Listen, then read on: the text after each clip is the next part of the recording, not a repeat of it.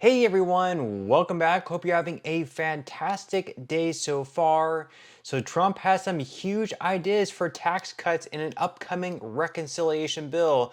However, even though that could be great news for a lot of Americans, could it potentially have huge downsides for Social Security in the form of 33% cuts across the board for everyone receiving benefits? We are going to be looking at that in today's video, but before we go ahead and dive into for today, if you would like to receive up to $200 in free stock or $200 in free cash, in a pinned comment below, I will be leaving a link to Robinhood.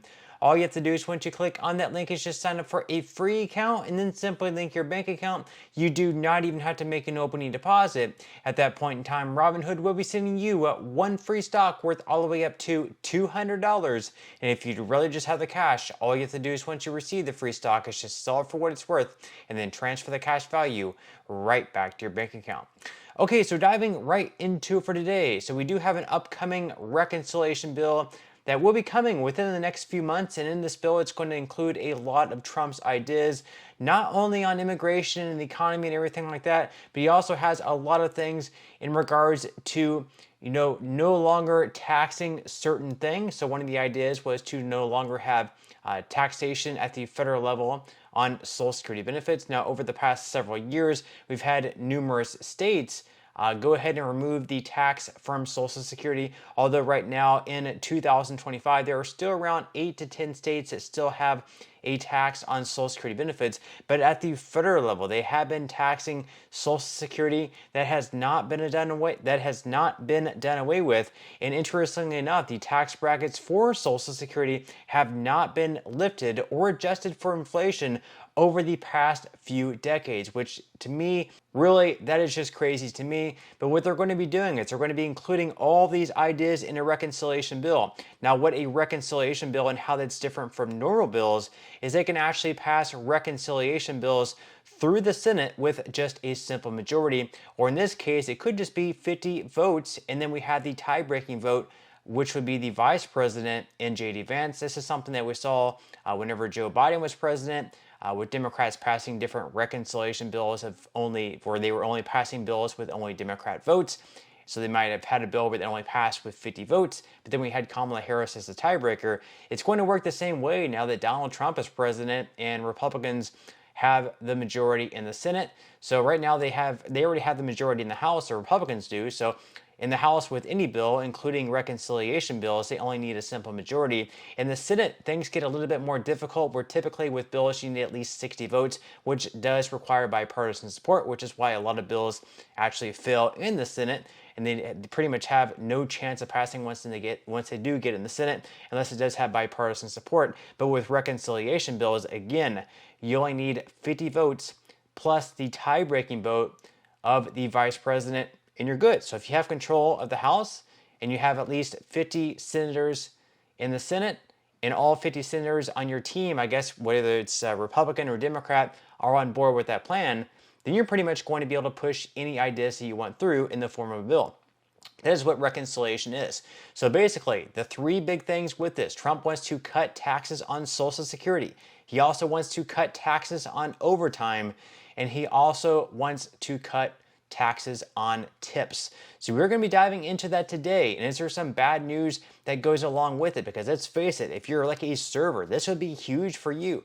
A lot of your income comes from tips. So you'd be saving a lot of money not having to pay taxes into the federal government if you are no longer taxed on your tips. This would be absolutely huge for you, as well as people receiving Social Security benefits as well. Around 50% of beneficiaries do pay some sort of taxes on their Social Security benefits. So we're going to be diving into that today. So we're going to dive into this article here from Live Now Fox.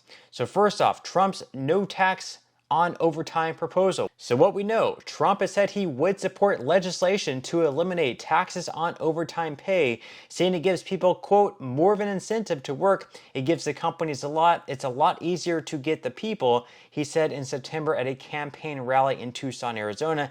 And as far as what we don't know, further details about Trump's proposal have not been shared, including whether it would indeed cut both income and payroll taxes on overtime pay. So basically overtime pay, anytime you work over 40 hours in a week, you get paid times and a half. So if you normally get paid $20 per hour, for any hours over 40 hours, so let's say that you work 48 hours, for those 8 hours over 40 hours, in that case, you'd be getting paid at least $30 per hour per federal law.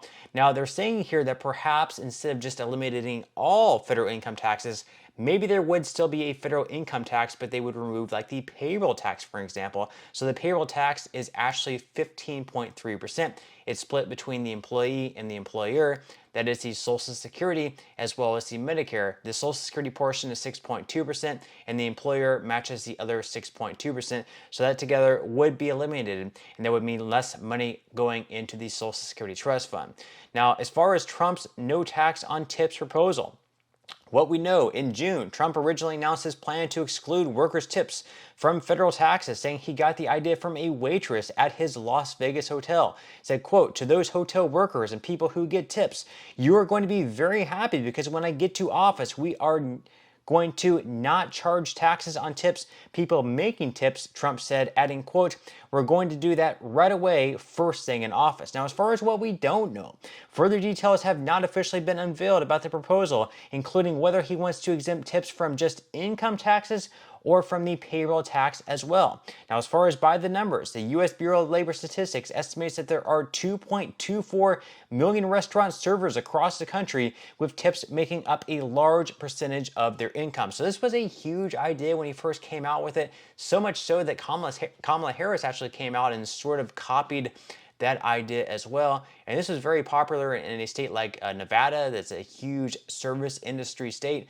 especially in the city of Las Vegas. So this was huge, and probably one of the main reasons that a lot of people who were on the fence between Trump and Kamala Harris, they decided to vote for Trump instead because of his no tax on tips proposal. Now, once again, if they had no tax on tips, that would also mean a lot of people paying fewer taxes, which is great for them. But at the same time, as far as the Social Security Trust Fund goes, that also means less money flowing into the trust fund. Just something to keep in mind.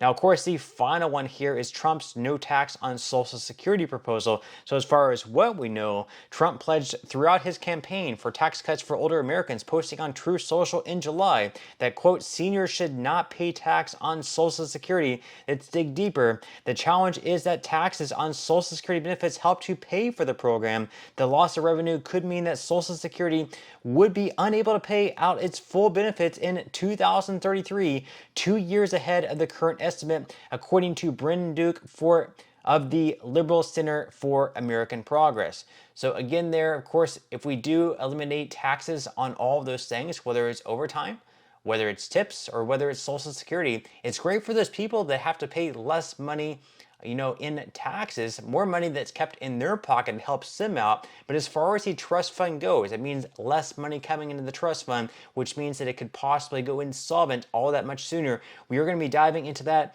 by CNN here that says that Trump has promised to protect Social Security. His proposals could actually lead to benefit cuts in 6 years. Again, this is according to CNN. So former President Donald Trump has long vowed to protect Social Security, but the bevy of tax breaks he's promised, including pledging to stop taxing Social Security benefits, could hasten the depletion of the beloved entitlement program's trust funds and leave seniors with smaller monthly payments. Trump's platform would drain critical tax revenue from Social Security's trust funds, leading them to run out of money by 2031, 3 years earlier than currently projected, according to a new analysis from the Committee for a Responsible Federal Budget, which is a nonpartisan government watchdog. That would force a roughly 30% cut in benefits unless Congress acts. So right there they say a 30% cut. But here it says Social Security's finances have long been on shaky financial ground. As the nation ages, the ranks of beneficiaries have surged, while the number of workers contributing to the system has shrunk. That is something that's very important to think about there. The program's combined retirement and disability trust funds are currently scheduled to run dry in 2034, leading to a 23% cut in benefits the following year, according to a Congressional Budget Office analysis, which the committee used for its report. Now, if Trump's proposals were enacted, monthly payments would be 33% smaller in 2035, according to the committee, which did not do a detailed analysis of the impact of Vice President Kamala Harris's platform on Social Security because it said the changes would be minimal. So there we have it, a 33% cut in Social Security benefits if nothing is done.